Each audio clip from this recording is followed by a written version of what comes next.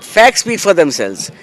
NCERT की जो text books हैं उसमें जो चैप्टर इंक्लूड होता है वो सिर्फ जुडिशरी के बारे में होता है, जो एक इंस्टीट्यूशन है समाज में, और वो करप्शन में किसके लिए? 8वीं क्लास के बच्चों के लिए।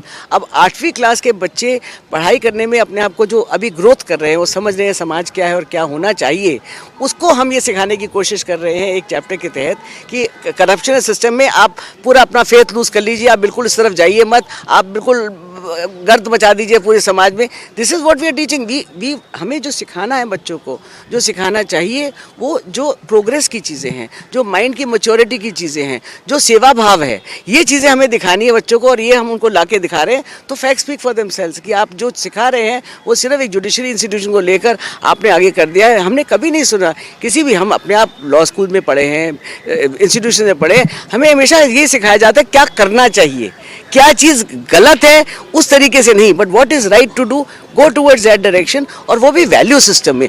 किसी इंस्टीट्यूशन को टारगेट करके नहीं बोला जाता था कहीं भी। This is never been the case of education and should never B.